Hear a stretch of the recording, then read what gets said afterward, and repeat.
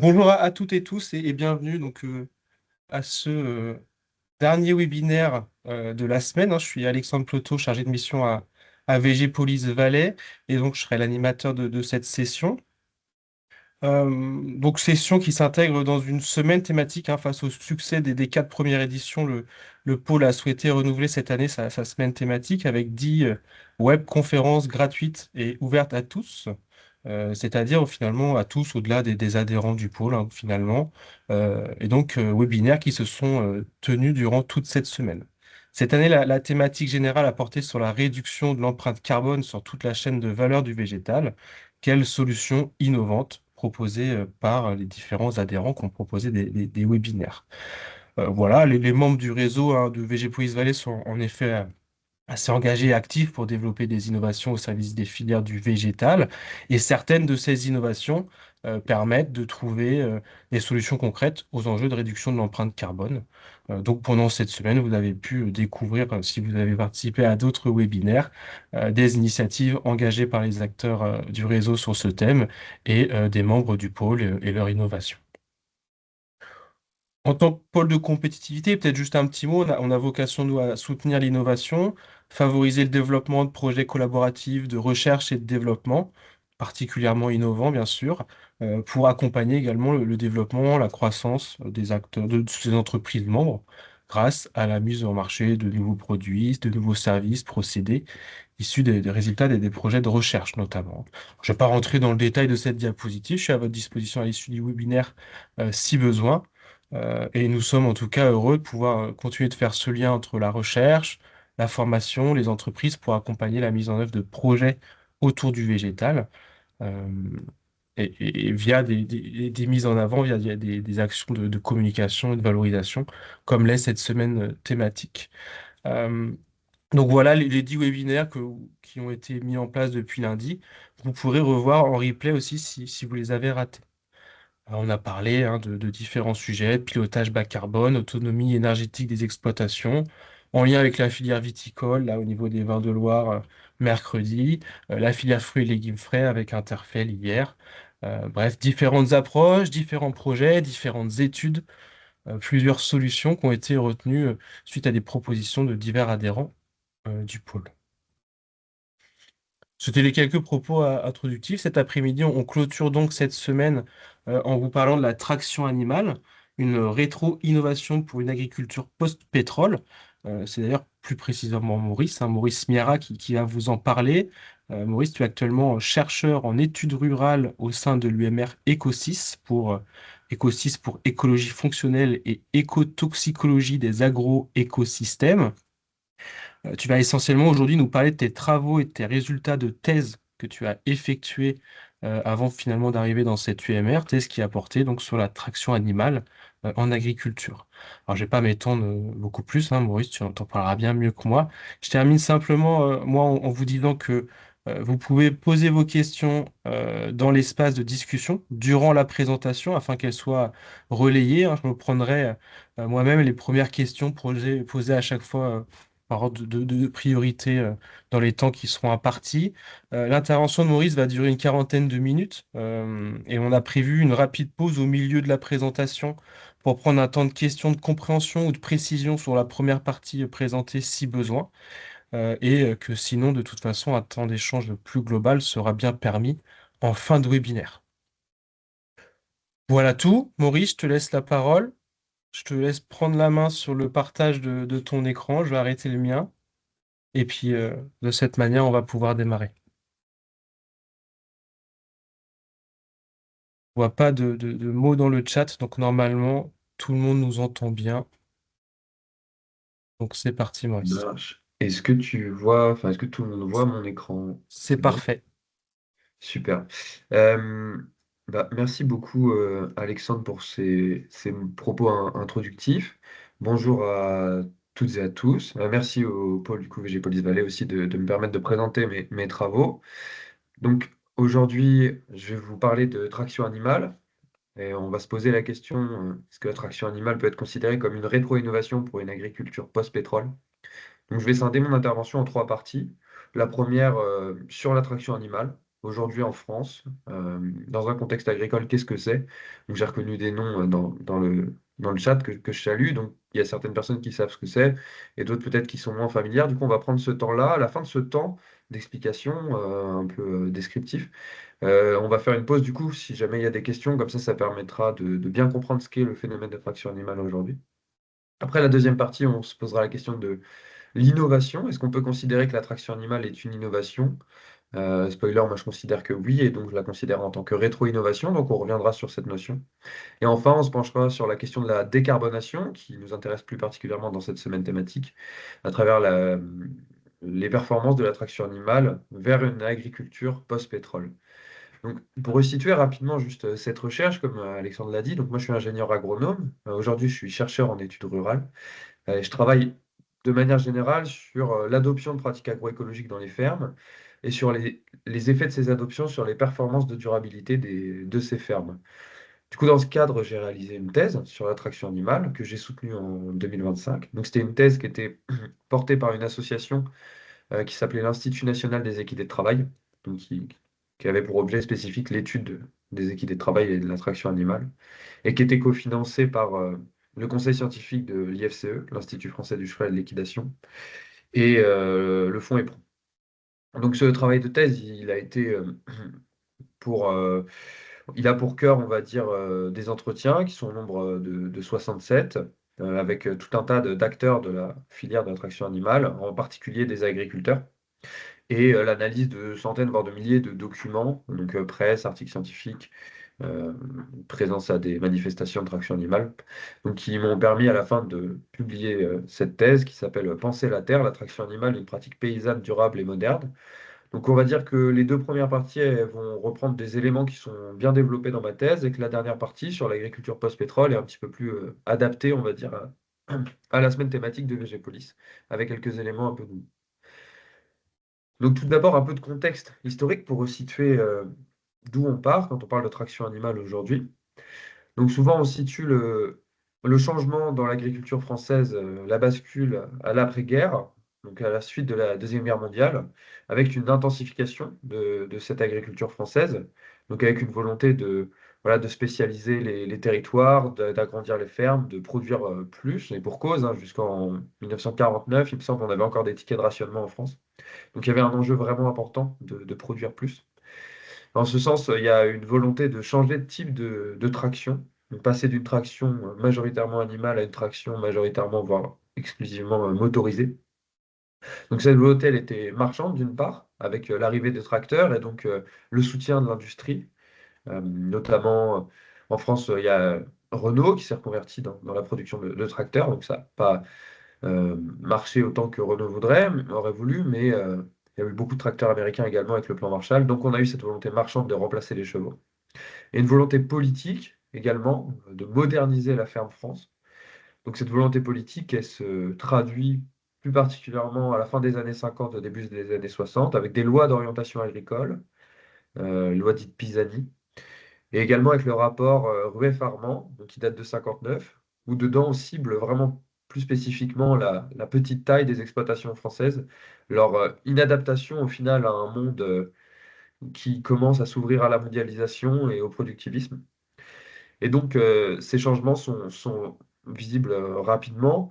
Donc j'ai choisi deux images pour illustrer ça. La première, c'est les effets du remembrement. C'est assez connu le remembrement, c'est cette réorganisation spatiale des parcelles agricoles.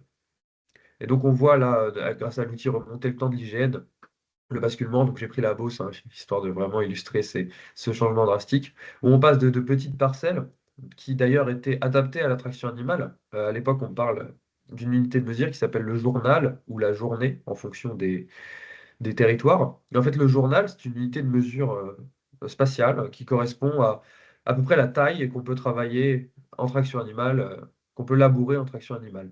Donc, c'était à peu près un demi-hectare, on va dire, ça dépend hein, des terroirs. Et donc, les parcelles faisaient en général cette taille-là. Et donc, on travaillait un journal. Aujourd'hui, on n'est plus du tout sur ces échelles-là et les parcelles se sont agrandies.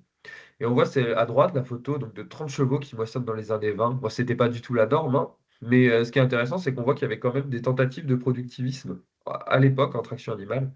Donc ça, c'est issu du livre du commandant Lefebvre Desnouettes, qui a publié une histoire de l'attraction animale à travers les siècles.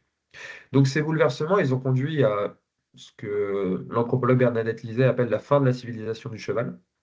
Donc, c'est-à-dire qu'avant ces basculements, on avait une société française qui était vraiment construite et orientée autour de la présence du cheval de travail. Alors du cheval, on parle du cheval, mais il y avait également d'autres équidés, et même des bovidés qui travaillaient en traction animale.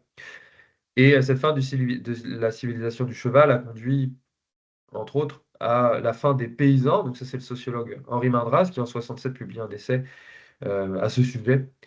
Et donc, il démontre que la paysannerie est en train de s'effondrer et de laisser place à une autre forme d'agriculture, euh, l'agriculture entrepreneuriale ou l'agro-industrie, qu'on définira plus tard.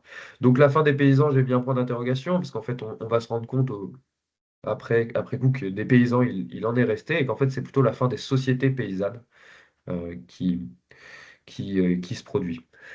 Donc le cheval de trait, lui, il devient lourd. Donc en 76, officiellement, le qualificatif est donné au cheval de trait, c'est le cheval lourd. Et en fait, ce qualificatif montre l'orientation du cheval qui s'oriente maintenant vers la boucherie. Donc on voit les boucheries chevalines qui se développent. Ça n'a pas marché autant que les politiques l'auraient souhaité. C'était vraiment le chemin qui était souhaité pour préserver les races. Et on voit que ça n'a pas permis de préserver les effectifs. Sur ce graphe issu de Jazéal qui se base sur les travaux d'Igard, on voit qu'il y a eu une chute drastique du nombre de chevaux de trait en France. Donc, malgré cette modernisation, on a quand même des résistances et des agriculteurs qui s'installent et qui promeuvent d'autres modes de faire, hein, notamment à partir des années 80, 70-80, avec le mouvement du retour à la terre. Donc ça fait écho aux premières revendications d'une forme de société plus durable, plus écologique, donc avec des moments un peu charnières, hein, comme la publication du livre Le Printemps silencieux de Rachel Carson en 67, ou le rapport Brundtland en 72, Halte à la croissance. En France, plus localement, on a des mouvements un peu paysans avec le Larzac, ce genre d'éléments. Donc on a un mouvement de retour à la terre des néo-ruraux qui choisissent de s'installer de manière plus durable, de manière plus écologique. C'est également les moments de premier essor de l'agriculture biologique. Et c'est également concomitant avec les premières installations dites choisies en traction animale, c'est-à-dire des personnes qui font le choix de s'installer en traction animale.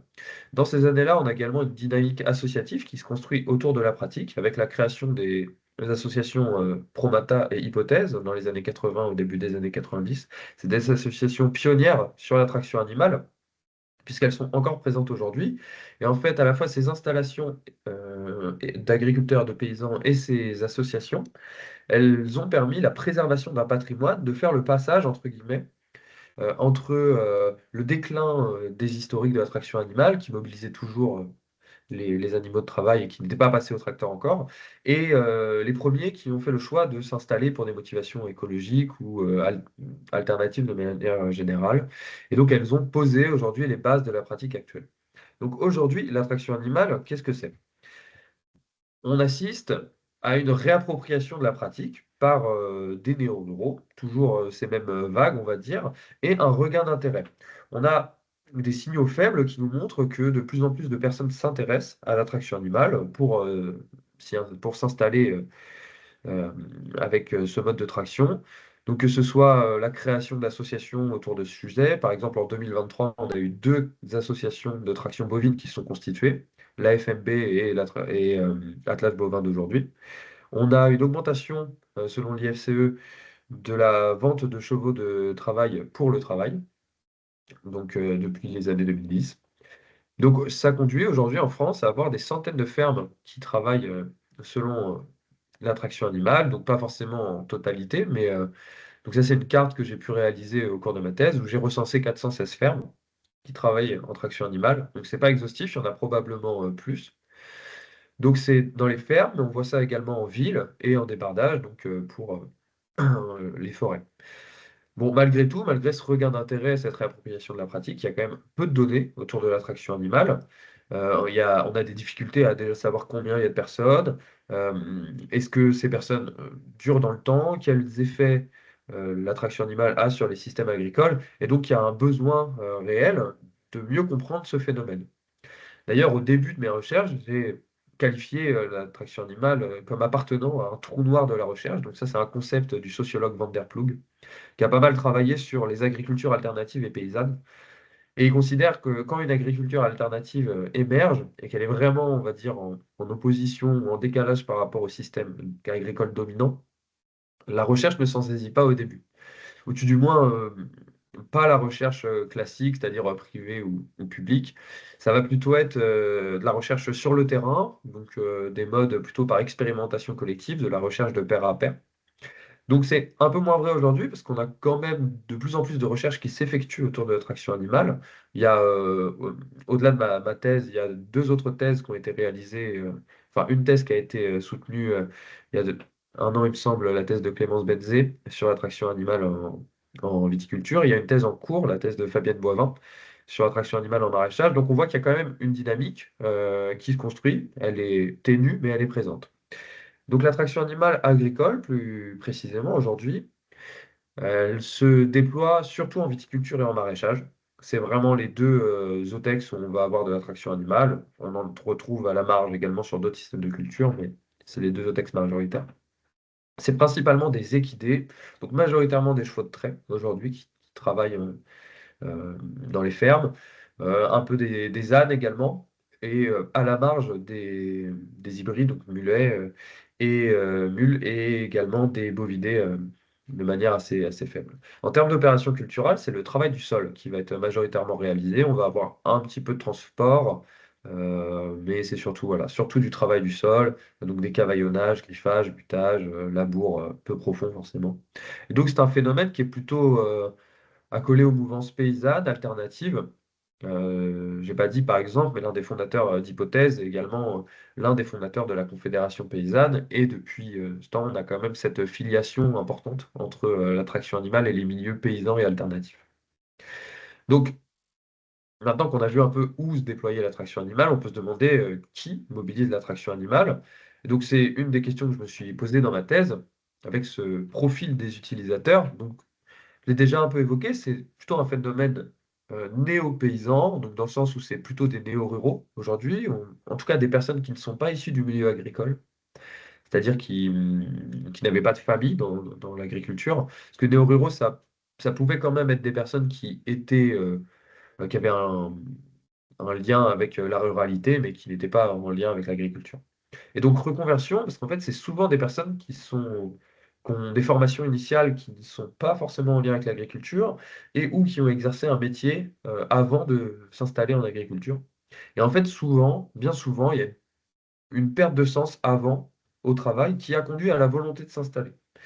Et donc en fait, c'est le parcours d'installation et l'installation au final qui permet à ces agriculteurs de retrouver le sens, un sens qu'ils ne trouvaient pas dans le monde du travail contemporain.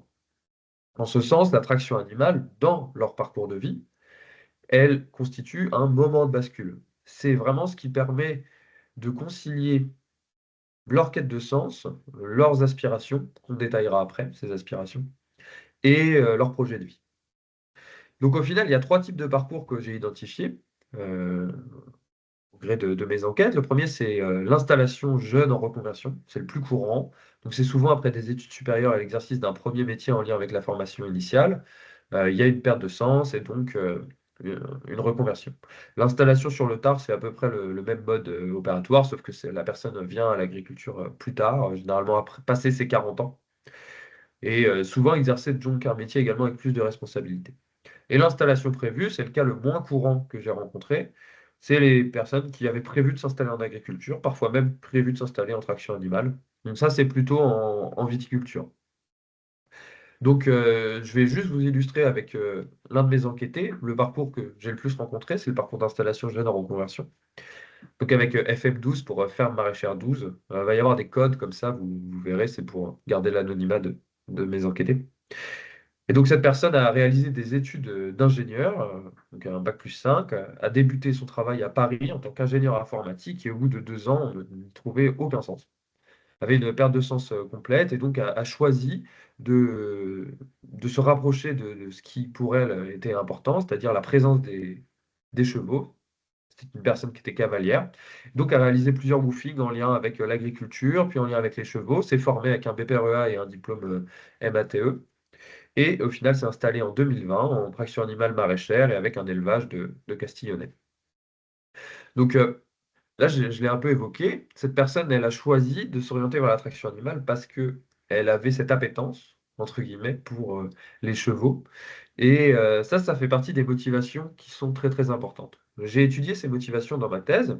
Et alors les trois principales que j'ai identifiées, la première, c'était la passion pour les équidés. Donc le chiffre, entre parenthèses, c'est l'occurrence de la motivation dans l'échantillon. Mon échantillon vraiment central, il est basé sur 33 fermes. Et donc, à chaque fois, on a regardé les deux ou trois motivations principales. Donc là, 17, ça veut dire qu'on en avait pour 17 des 33 enquêtés. La passion pour les équidés était vraiment très importante dans le choix d'aller vers l'attraction animale. Deuxième type de motivation, c'est d'ordre politique. Et enfin, l'autonomie. Donc au final, on a trois profils qui s'orientent vers l'attraction animale. Le premier profil, c'est l'équicentré, qui est motivé par les chevaux, également la quête d'autonomie. Souvent, c'est un ancien cavalier. Et il n'imaginait pas s'orienter vers un projet agricole sans la présence d'équidés. Il est formé à traction animale et a un parcours dit de reconversion. Si DV6, pour domaine viticole 6, nous dit il y a une fascination pour l'animal. Le premier pas, c'est le cheval en lui-même. Ce n'est pas un animal comme les autres. Le cheval est très important. Le deuxième type de profil, c'est le militant existentiel. Donc lui, il a des motivations plutôt d'ordre politique, écologique, et l'attraction animale, c'est un marqueur identitaire paysan. Il place vraiment l'écosystème au centre de son système productif, et l'attraction animale est une pratique agroécologique au même titre que d'autres. Ça peut être la biodynamie, par exemple, le maraîchage sur sol vivant, l'agroforesterie. L'attraction animale est au même titre que d'autres. Et il y a donc cette revendication politique, comme FPE4, donc pour ferme en polyculture élevage qui nous dit on a un rapport qui est beaucoup plus politique quand on travaille au cheval, je ne vois pas comment on pourrait dire qu'on n'est pas à contre-courant. Et enfin, le dernier profil, c'est le pragmatique, qui vient plutôt à l'attraction animale pour des motivations d'ordre technico-économique et écologique, et qui a un cadre d'installation souvent prévu. Ainsi, DV3 nous dit la compaction des sols est un souci, donc on voulait essayer de réduire la compaction avec les chevaux et d'améliorer la précision du travail. Donc maintenant qu'on a bien compris, ou en tout cas mieux compris, sur quel type de système, enfin, sur quel type de profil l'attraction animale était déployée et pourquoi elle l'était, penchons-nous un peu plus sur le type de système agricole où l'attraction animale est utilisée. Donc tout d'abord, la taille. On voit sur le graphique à droite la production brute standard des 33 fermes que j'ai analysées. La production brute standard, c'est un indicateur qui est même utilisé classiquement en économie agricole pour qualifier la taille des exploitations. Donc on considère qu'en dessous de 25 000 de PBS, une exploitation agricole est considérée comme micro. Entre 25 000 et 100 000, on considère qu'elle est qualifiée de petite. Au-dessus, on est dans des euh, moyens, voire des grandes fermes. Donc on voit qu'il y a une énorme majorité de micro et de petites fermes. Donc l'attraction animale est plutôt voilà, des micro-exploitations ou des micro-fermes. Et que les quelques grandes fermes sont des grands domaines viticoles. Souvent dans les grands bassins de production viticole comme le Bordelais, Rhône-Alpes, ou la Bourgogne. Ces fermes sont également fortement diversifiées. Même si on a des fermes, par exemple, spécialisées en maraîchage, elles vont faire quand même une cinquantaine de légumes. Et souvent, en fait, on a du maraîchage. À côté, on va avoir des petits fruits. Pourquoi pas un atelier de volaille plein air. Enfin, voilà, on a une forte diversification. On a tout un ensemble de pratiques agroécologiques qui sont mises en place sur ces fermes. Et ça se traduit par une forte certification. Donc, sur ce graphe, c'est la labellisation des différentes fermes enquêtées. Donc, on voit qu'il y a beaucoup de labellisation, de forte labellisation, notamment en agriculture biologique. Et on n'en a que 4 qui sont sans label. En fait, si elles sont sans label, ces fermes-là, c'est par choix de ne pas s'insérer dans des labels, mais dans les faits, elles ont une pratique qui est biologique, voire biodynamique. Et enfin, le mode de commercialisation de ces fermes, c'est des fermes qui vont plutôt s'orienter vers des circuits courts, à la fois pour tirer parti de la valeur ajoutée du travail en traction animale. Il y a de la mise en avant, hein, souvent d'ailleurs, du travail, alors des équidés, par exemple, de la mise en avant des équidés comme argument de vente, entre guillemets, et également dans on va dire un objectif de relocalisation aussi de l'alimentation et de reterritorialisation des systèmes alimentaires. Donc voilà pour cette, on va dire, aperçu un peu général sur l'attraction animale. Donc peut-être on peut faire une rapide pause. Alexandre, je ne sais pas s'il y a des questions, du coup, j'ai pas le chat, moi je vois pas le chat. Donc s'il y a des questions sur cette partie-là, et puis s'il n'y a pas de questions, on passe à la suite. Pas vu de questions pour l'instant, mais en effet, il y en a une qui vient d'apparaître. Qu'est-ce que le MATE de Anthony Leroy? Euh, ouais, le, euh, le MATE, c'est un diplôme d'attelage et de tourisme équestre. Donc un diplôme certifiant. Et d'autres questions de compréhension, demande de précision. Sinon, on poursuit et puis on pourra prendre des échanges plus complets en fin de webinaire. Ok. Et bah on peut continuer. Donc voilà pour la première partie, donc sur la traction animale. Maintenant, on va passer à la deuxième partie sur la notion d'innovation et d'agroécologie. Donc, des éléments un peu généraux, on va dire. Euh, L'agriculture aujourd'hui, elle fait face à de nombreuses difficultés. Je ne vais pas les détailler extrêmement aujourd'hui, c'est pas l'objectif, mais voilà, il y a des difficultés qui sont économiques, des difficultés sociales. L'agriculture a aussi un impact important sur l'environnement. Donc l'ensemble de ces éléments conduisent à la fois les acteurs du monde agricole, les défenseurs de l'environnement, les associations et les politiques publiques à euh, poser des injonctions à l'agriculture, celle de changer de cap. Aujourd'hui, le cap qui est mis en avant, c'est l'agroécologie, la transition agroécologique. Donc, c'est une notion qu'on peut définir comme l'intégration de l'écologie à l'ensemble du système alimentaire, ce qui englobe les dimensions écologiques, économiques et sociales. Donc, c'est ce qui est mis en avant. On a au sein de l'agroécologie, du coup, toutes ces notions d'agriculture durable, de relocalisation de l'alimentation, de circuits courts, de préservation des sols. On a beaucoup de notions qui sont accolées à ça, à l'agroécologie.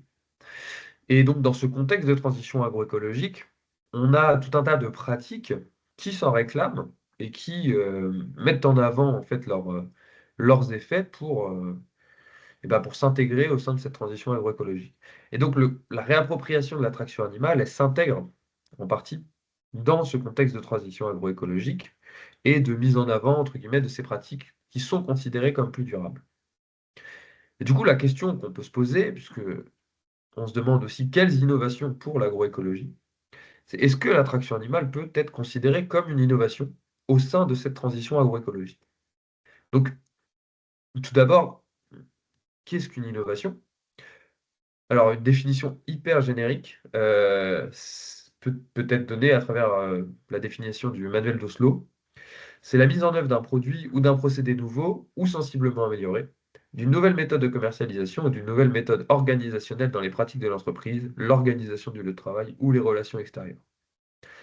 Bon, donc là, c'est la mise en œuvre de l'attraction animale qui serait un procédé nouveau ou en tout cas sensiblement amélioré dans les pratiques de la ferme. Ce serait ça. Sur l'innovation, on a de nombreux exemples en agriculture, en particulier sur la notion de décarbonation, qui est au centre de la semaine thématique aujourd'hui, enfin aujourd'hui, cette semaine. Donc voilà, on a parlé de low-tech, de réemploi, il y a les énergies renouvelables, on a aussi tout un domaine sur les high-tech, qui est plutôt ce qui est mis en avant aujourd'hui à travers, enfin, dans la politique gouvernementale, c'est plutôt ce qui est mis en avant, l'agriculture de précision, la robotisation, ce genre d'éléments. Et donc, on a beaucoup de pratiques agricoles qui se réclament de l'innovation autour de de l'agroécologie et de la décarbonation. Ce que certains chercheurs et penseurs de l'innovation, en particulier Rogers, qui est, qui a beaucoup travaillé, notamment dans les années 60 sur l'innovation, nous dit qu'une innovation, elle n'a pas besoin d'être nouvelle pour être perçue comme telle. Euh, L'important, c'est que la pratique réponde à des besoins actuels ou futurs. Et en ce sens, on pourrait considérer que c'est une innovation. Bon, je suis allé trop vite. Et du coup, on peut se demander si l'attraction animale, puisque une innovation n'a pas besoin d'être nouvelle pour être perçue comme telle, peut être une innovation au sein de la transition agroécologique. Plus particulièrement, la traction animale, on l'a dit, elle s'inscrit dans des formes d'agriculture alternative, donc au sein de laquelle on a des systèmes d'innovation un peu propres, donc à la fois dans la diffusion de l'innovation. L'attraction animale, elle va se distinguer par des modes d'innovation qui vont être plutôt par expérimentation collective, c'est-à-dire une innovation de pair à pair, un apprentissage de paysan à paysan, plutôt qu'une innovation diffusionniste avec voilà, une approche très descendante. Et quand on qualifie l'attraction animale, on l'a déjà dit un peu avant, c'est un trou noir de la recherche, ou en tout cas il y a peu de données, et il y a peu, en effet, de pratiquants également, hein, même si c'est plusieurs centaines, ça reste peu à l'échelle de la France. Du coup, l'attraction animale, elle peut s'apparenter dans le cadre de l'innovation à ce qu'on appelle une niche, c'est-à-dire quelque chose qui est plutôt confidentiel. Et donc les théories de l'innovation elles mettent en avant que c'est souvent dans les niches qu'on a des propositions radicales qui émergent. Et donc ça rejoint ce cadre-là. Et en fait, les acteurs et les chercheurs qui travaillent sur l'attraction animale, ils la considèrent comme innovante et comme moderne. Donc François Jarige, qui est historien des techniques, a publié un livre intitulé La ronde des bêtes en 2023, parle en ces termes de l'attraction animale contemporaine. Ces militants de l'énergie animale y voient une trajectoire technique en devenir, susceptible d'amélioration et d'innovation, apte à répondre à certains défis du présent. Donc on voit qu'il y a une revendication de modernité et d'innovation de la part des acteurs de l'attraction animale. Et donc on a la notion de apte à répondre à certains défis du présent. Et donc, en ce sens, elle s'intègre dans une forme de modernité. Les défis du présent, c'est donc la transition agroécologique. Donc, partant de ce constat, je me suis attelé à définir comment on peut qualifier la forme d'innovation qu'on voit, qu'on rencontre lorsqu'on est face à l'attraction animale. Et donc, il y a notamment une théorie qui s'appelle la rétro-innovation. Et donc, c'est à ce cadre que je raccroche l'attraction animale. Donc, on peut considérer l'attraction animale donc, comme une rétro-innovation qui s'inscrit au sein de la transition agroécologique. Donc la rétro-innovation, c'est une théorie assez récente, qui est assez peu étudiée, qui peut être définie comme, enfin une rétro-innovation se définit comme le développement de connaissances et de compétences qui combinent des éléments et des pratiques du passé et du présent, et qui configurent ces éléments à des fins nouvelles et futures. Donc, plus particulièrement, pour détailler ces mécanismes, prenons un peu l'exemple de l'attraction animale. Donc, une modernisation ou une innovation simple serait le passage d'une tradition à la modernité. Donc, c'est le passage de l'attraction animale à l'attraction motorisée. Simple, on change le cheval par le tracteur. L'attraction animale, aujourd'hui, elle se réapproprie ça en suivant un schéma qui s'apparente à celui de la rétro-innovation. Donc, on part du principe du paysan qui va partir d'une critique du modèle agricole dominant et donc à travers ça de la modernité. Donc, ainsi, un de mes enquêtés me disait, je me suis dit, mais qu'est-ce que je fais de ma vie là, à produire des trucs dégueulasses, polluer la rivière. Donc, on a donc cette prise de conscience, cette critique du modèle agricole dominant. Suite à cette critique du modèle agricole dominant, il y a des recherches de solutions. Et cette recherche de solutions, elle, elle le conduit à se tourner vers des pratiques du passé, vers la tradition. Si il peut se tourner vers ces pratiques-là, c'est car il y a eu une conservation des pratiques et du matériel. Conservation de pratiques et du matériel que j'ai déjà expliqué avant, grâce notamment aux associations pionnières qui ont fait le lien depuis la Seconde Guerre mondiale.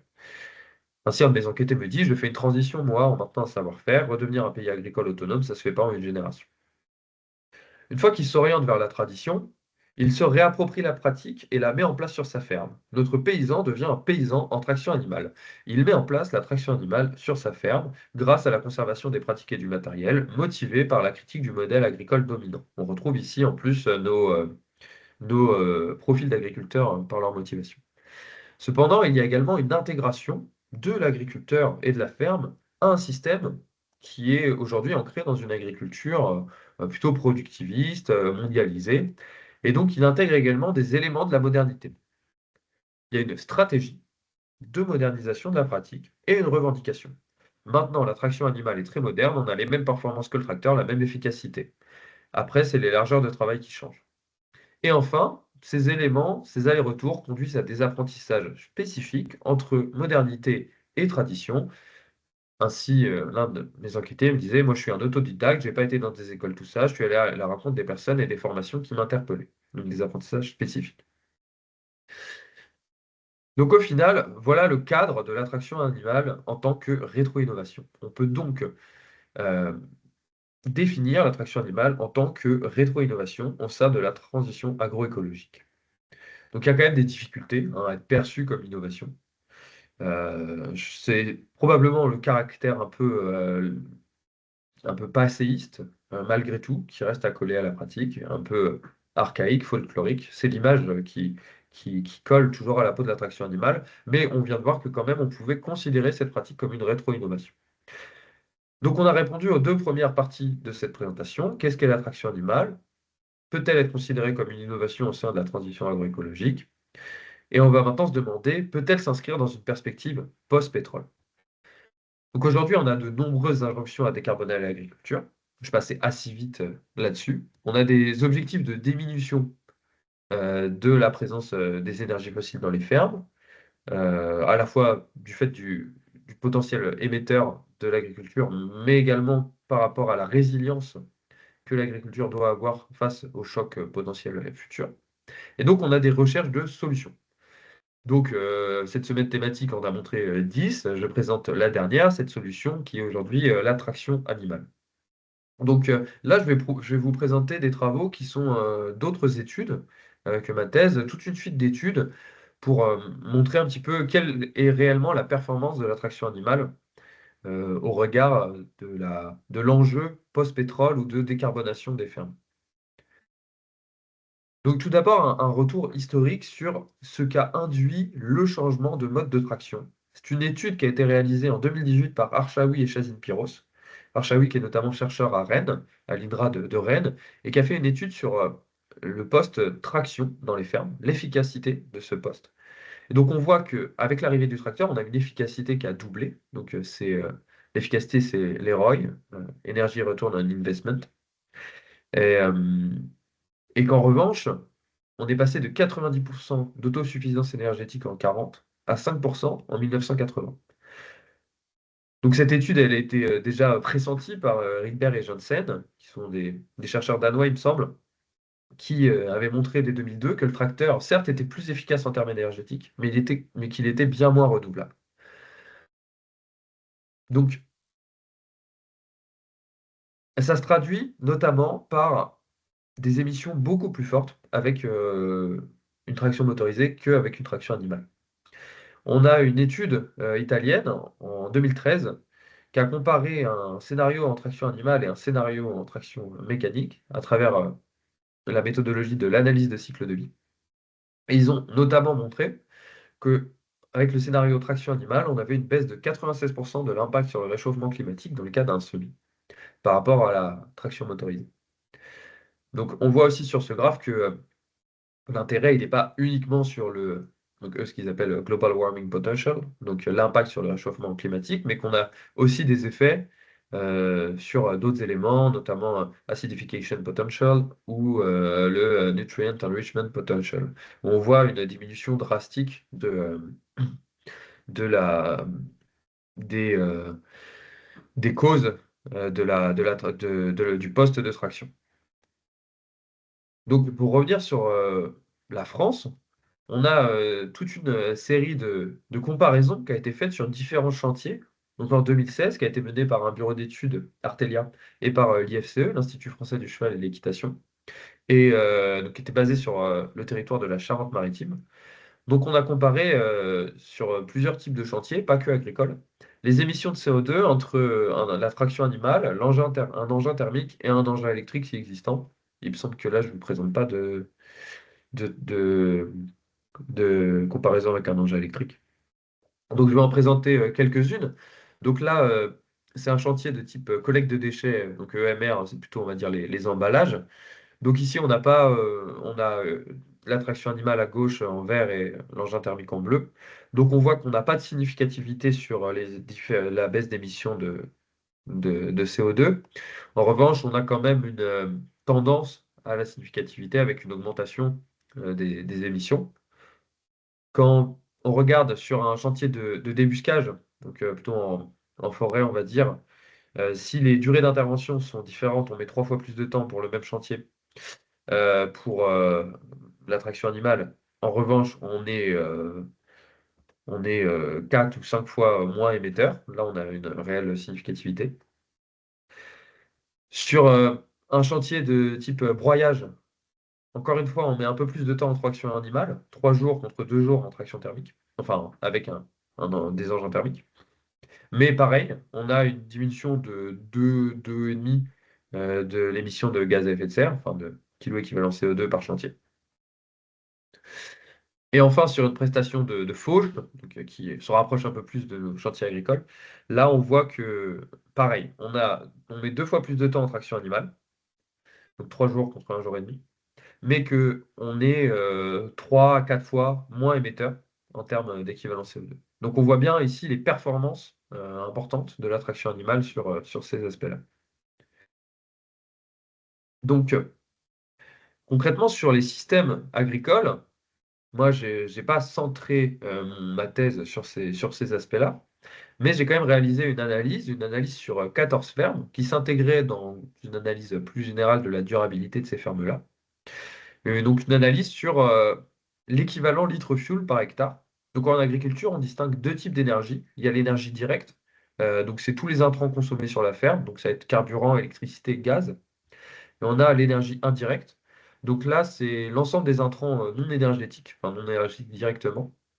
Donc là, ça va être, on va dire, les aliments, les bouteilles, les bâches plastiques, qui ont également un potentiel d'émission qui n'est pas directement sur la ferme, mais qui est avant d'arriver sur la ferme.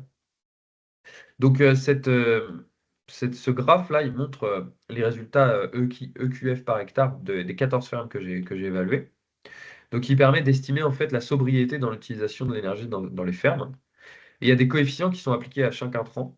Et donc, selon notre méthodologie, on considère qu'en dessous de 450 EQF par hectare, l'utilisation elle est favorable à la démarche agroécologique. Et au-dessus de 900, elle est défavorable.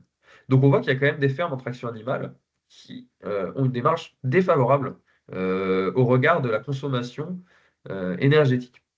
Bon, on a plus de fermes qui sont dans une démarche favorable, mais voilà, c'est quand même intéressant.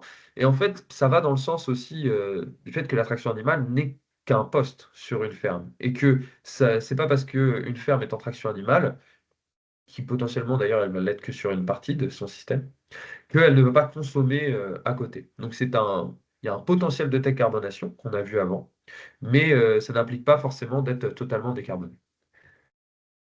D'ailleurs, on a des émissions. Un article un peu plus récent, issu de travaux d'Italiens, a montré que, en effet, l'attraction animale par rapport à l'attraction motorisée, elle va avoir des effets beaucoup plus faibles sur de nombreux éléments. Donc là encore, c'est une analyse de cycle de vie. Par contre, on voit que sur certains points, notamment l'émission de CO2 et l'occupation des terres agricoles, les résultats ils sont moins bons. En fait, c'est souvent deux critiques qui sont fréquemment affublées aux utilisateurs de l'attraction animale. Les animaux, ils émettent des gaz à effet de serre et ils prennent de l'espace. Donc, on va essayer d'y voir plus clair un peu rapidement. En effet, les animaux de travail, ils excrètent différentes pollutions de par leur métabolisme, donc notamment du méthane entérique. Un cheval de trait, il va émettre entre 20 et 30 kg de méthane par an. Donc, en utilisant la conversion en équivalent CO2, on obtient entre 600 et 700 kg équivalent CO2 par an par équidé. Donc, c'est pas négligeable et en plus, on peut multiplier d'un facteur 3 pour un bovin. Donc, bien sûr, c'est pas anodin. Et en plus, il y a d'autres éléments qui sont induits, hein, comme les excrétions d'azote, la consommation d'eau, le transport. Là, on voit sur cette photo que pour aller sur la parcelle de vigne, on vient en camion pour déplacer les chevaux. En plus, il y a une utilisation d'espace, hein, minima 1 hectare pour nourrir un cheval, entre 0,5 et 1 hectare pour une vache, un âne. Donc voilà, en fonction des proportions du cheptel utilisé, si on voulait faire toute traction animale, il faudrait entre 15 et 20% de la surface agricole française pour nourrir les animaux. Donc en plus, si cette alimentation elle n'est pas faite sur la ferme, on explose notre bilan carbone. Donc voilà, on met vraiment en avant que l'utilisation de la traction animale, bien qu'elle soit plus durable sur de nombreux aspects, elle a des impacts environnementaux non négligeables qu'il convient de prendre en compte dans la réflexion sur les pratiques. Par ailleurs, donc, il ne faut pas oublier qu'en France, aujourd'hui, la majorité des fermes qui mobilisent la traction animale, elles le font de manière très variable. Donc je vais passer rapidement là-dessus. Mais c'est le graphe du pourcentage travaillé en traction animale par rapport à la SAU totale de mes 33 fermes enquêtées. Et ce qu'on voit, c'est qu'en fait, il y a peu de fermes qui mobilisent la traction animale sur l'ensemble de leur système. En plus, elles ne vont pas forcément mobiliser la traction animale tout le temps dans l'année. Et en plus, on a une hybridation bien souvent, c'est-à-dire que la motorisation est quand même présente sur la plupart des fermes. Donc les fermes représentées par un triangle, ce sont les fermes où il y a uniquement de la traction animale, ou en tout cas il n'y a pas de tracteur. Donc on voit que c'est pas du tout la majorité de mon échantillon. Et donc on a vraiment cette variabilité, cette hybridation. Par ailleurs, je l'ai déjà dit, mais la traction animale, elle s'inscrit dans une grande diversité de modèles, mais dans un système agricole plus large qui oblige à faire certains choix. Donc, on en a qui vont avoir pour objectif d'atteindre des objectifs de décarbonation élevés, coûte que coûte, tandis que d'autres, ils vont effectuer des arbitrages. Donc là, sur cette photo, on voit une ferme maraîchère. Avant, ici, il y avait une prairie, et cette dernière, elle a été retournée à l'aide de la traction animale. Donc c'est un travail de retourner une prairie qui est très chronophage et très difficile, à la fois pour l'animal et le meneur. Mais le choix ici, il a été fait de ne pas mobiliser de tracteur, afin de s'astreindre de l'utilisation de tracteurs. Dans d'autres fermes, on fait le choix. On prend un tracteur pour retourner la prairie ou pour même certaines opérations culturales pour aller plus vite. Par ailleurs, il y a du plastique qui peut être présent, à la fois parce que c'est difficile, c'est trop cher. Ici, on voit sur la photo des bâches, alors c'est peut-être en toile tissée, mais au fond, on a des serres. Et ainsi, une de mes enquêtées me disait, des fois, je fais un peu la flemmarde et je passe un coup de cover crop et je mets une bâche d'ensilage parce qu'après, c'est trop bien. L'idée, c'est d'éviter le plastique, mais il y a toujours le plastique de la serre, des filets. Mais bon, je suis pas non plus catégorique dessus. Il y a des fois, on est obligé d'utiliser. C'est bien d'avoir cette marge. Au final, ce qu'on voit, c'est que l'attraction animale, elle s'extirpe pas des exigences de la société. Elle impose d'utiliser des éléments carbonés. Il y a des contradictions qui existent pour tous les enquêtés que j'ai pu rencontrer, et l'attraction animale n'est pas une solution miracle pour décarboner leur ferme. Elle est une solution.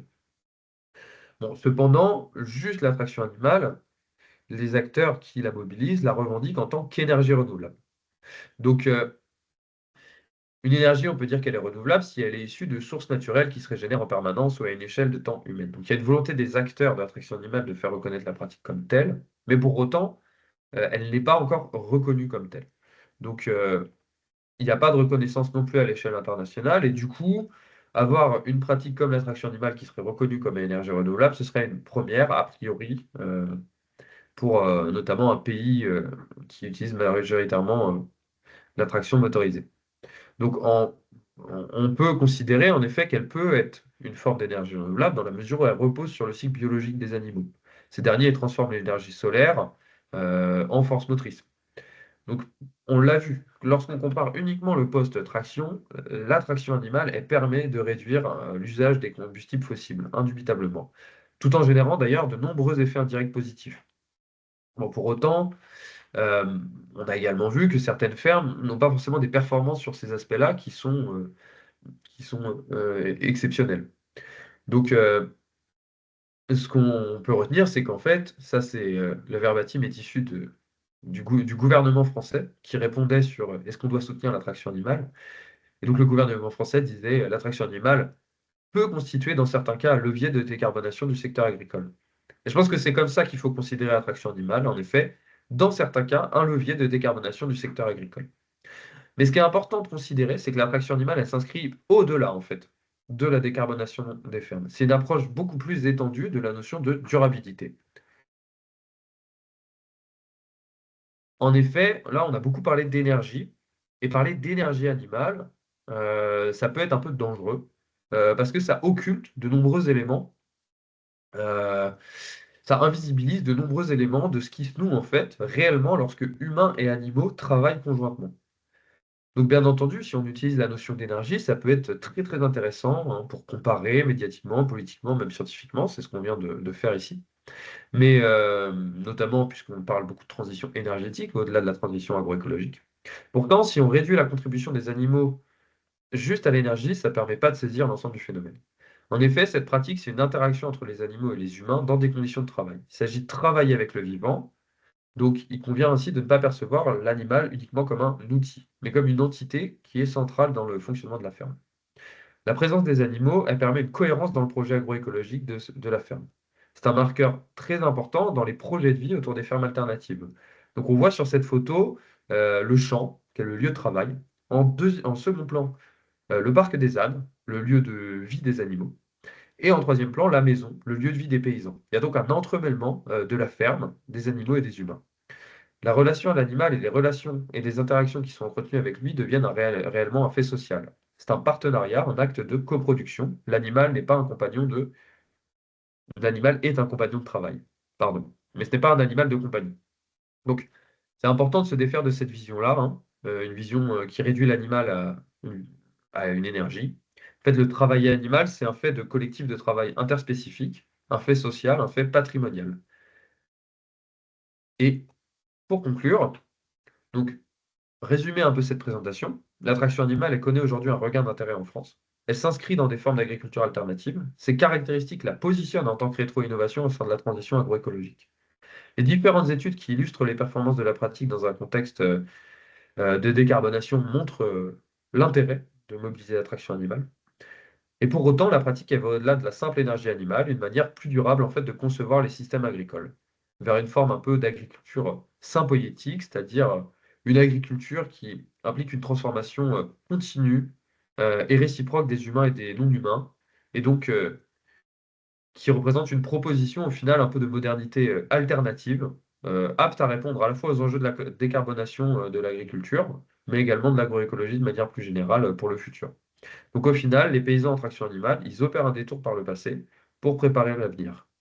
Et donc, quelques ressources pour aller plus loin. Donc les sites des différentes associations que j'ai pu mettre en avant et la médiathèque de l'IFCE, où vous trouverez de nombreux éléments si vous êtes intéressé par le sujet. Et je vous remercie de votre attention. Et Merci si beaucoup, vous avez des Maurice. questions. Merci beaucoup. Bravo pour ce travail de thèse et puis merci pour la présentation là, que tu as bien plus su recoller à la thématique de la semaine sur cette deuxième partie. Est-ce qu'il y a des questions? En effet, on est en petit comité, hein, comme vous avez pu le voir, il y a eu beaucoup de pertes là, entre les inscrits et les participants réels. C'est un peu dommageable, mais beaucoup de personnes s'inscrivent aussi pour regarder ensuite les replays, donc l'intervention est pas perdue, au contraire. Et du coup, je pense que cela vous permet de peut-être de prendre la parole plus facilement, de répondre plus spécifiquement aussi à vos questions ou réagir individuellement. Donc n'hésitez pas. On a une première question de Séraphine dans la conversation. Donc l'attraction animale est-elle privilégiée pour certains usages plutôt que d'autres dans les fermes que vous avez étudiées, Maurice? Travail du sol, semis, désherbage, transport. Ouais, ouais, c'est principalement du travail du sol. Bon, ben là, forcément, on en parle, il y a une photo qui illustre ça avec du transport. C'est présent, mais c'est pas vraiment central. C'est vraiment du travail du sol, donc des herbages qui va être réalisé avec la traction animale. Travail du sol pour préparer le sol pour le semis, travail du sol pour le désherbage, quoi, en fait. Ouais, c'est ça. Alors après, il y a quand même une grande variabilité, hein. Je disais, il y en a certains qui vont faire absolument toutes les opérations culturales avec la traction animale, tandis que d'autres, ils vont vraiment faire des opérations de travail du sol très superficielles, donc un peu de griffage, par exemple, un peu de désherbage, mais ils vont avoir un motoculteur ou un tracteur à côté pour faire les travails plus profonds, qui demandent un peu plus de puissance. Donc ça, c'est Ouais. vraiment dépendant, mais on va dire que dans toutes les fermes que j'ai vues, il y avait toujours une opération de travail du sol, au moins, qui était réalisée en traction animale. Ok, merci. J'ai l'impression qu'il y a une autre question qui est en train d'être rédigée. Bah, elle vient juste de sortir.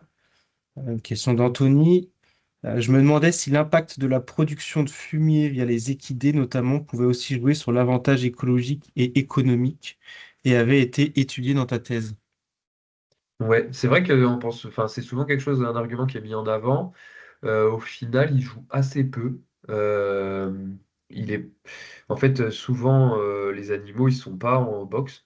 Donc, pour récupérer le fumier, c'est assez compliqué. Ils ont des parcs ou ce genre de choses. Donc, les déjections, elles vont sur les parcs. Quand on a des systèmes avec un peu plus de cheptel, du coup, on a des rotations sur les prairies. Donc là, ça peut devenir intéressant. Mais quand on a juste des systèmes de parcs, le fumier, souvent, il n'est pas récupéré. Et quand bien même, on a voilà, souvent un, deux, la médiane, à peu près, c'est deux animaux. Du coup, ça ne représente pas non plus grand chose. En tout cas, sur les fermes que j'ai étudiées, dans la grande majorité, il y a de l'import de fumier de l'extérieur ou alors des systèmes type engrais verts et tout qui sont mobilisés. L'attraction animale suffit pas. Enfin, la présence des animaux suffit pas pour apporter l'azote et les éléments minéraux. Mais c'est toujours intéressant. Ok, merci. N'hésitez pas, on peut prendre une dernière question si besoin, pendant que vous réfléchissez. Moi, pendant ton intervention, je me suis posé la question de justement l'engagement pour faire de la traction animale. Alors, et du coup, juste après, tu y as répondu, il y a la passion équidée, la partie politique et finalement l'autonomie. Et derrière l'autonomie, tu mets le pragmatisme. Et en fait, je me disais, est-ce qu'une raison première pour faire de la traction animale, ça peut être pour des raisons, on va dire, techniques, ou en tout cas liées à la santé du sol, aux soins du sol. Mais du coup, tu l'as évoqué, hein, certains, pour éviter que une compaction trop forte avec des passages réguliers d'engins, privilégient, on va dire, peut-être une douceur liée à l'animal qu'on va passer en parcelle. Et du coup, derrière, je me suis posé la question de l'optimisation technique de la traction animale et une réflexion qui me paraît intéressante, c'est finalement, tu as parlé d'agriculture de précision. Aujourd'hui, les tracteurs, on a tout un cortège de capteurs, météo, de données aussi qu'on a au niveau du sol et, et autour de la parcelle. Là, tu disais aussi pour des travails plus profonds ou plus durs du sol, bah, peut-être on va prendre l'engin plutôt que l'animal. Est-ce qu'il n'y a pas des optimisations techniques du matériau utilisé qui peuvent être réfléchies? Est-ce que je sais pas, pour augmenter l'efficacité de la traction animale en intégrant de la high-tech avec des caméras embarquées, des outils météo, c'est quelque chose qui peut être réfléchi, envisagé, ou finalement il y a une partie aussi des utilisateurs de la traction animale qui s'y opposeraient peut-être. Enfin, le mix des deux, quoi. Le mix traction animale est un peu outil nouvelle génération pour faire que cette rétro-innovation euh, devienne une réelle innovation de l'agriculture moderne. Est-ce que tu l'as... Enfin, t'en penses quoi en fait? Ouais. Bah déjà sur l'agriculture de précision, je pense que la traction animale, c'est une agriculture de précision, puisque l'homme, du coup, revient à hauteur du sol, donc il voit beaucoup mieux les choses. Il y a beaucoup de domaines viticoles, notamment, qui mettent en avant qu'ils repassent aussi à la traction animale parce que ça arrache moins les ceps. Le cheval, il s'arrête, quoi, quand ils sentent que ça bloque, alors que le tracteur, il va arracher. Et après, sur l'hybridation, alors honnêtement, bon, je l'ai montré, hein, c'est plutôt une pratique qui est accolée au mouvement paysan alternatif. Ouais. Donc, l'hybridation avec des systèmes embarqués voilà, de GPS, de choses comme ça, ou même l'hybridation avec euh, de l'énergie fossile ou ce genre de choses, ça, il y a des prototypes qui existent, ou même avec du solaire, il y a des prototypes qui existent. Euh, Ça peut être intéressant sur certaines tâches, notamment en effet les travaux un peu plus lourds, avec par exemple une assistance électrique ou ce genre de choses. Donc où Hmm. là, on peut faciliter, notamment avec des systèmes de relevage ou des choses comme ça, on peut faciliter à la fois le travail du cheval et de l'humain. C'est pas, ça reste vraiment minoritaire. Et par contre, on voit un peu plus d'hybridation.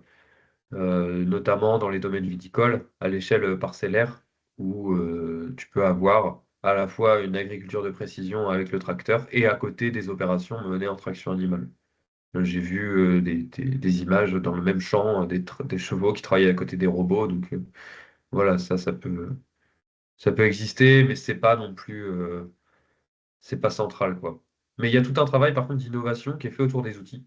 Ouais. Ça, c'est sûr, pour alléger les outils, les rendre plus adaptables aussi, plus ergonomiques, plus confortables.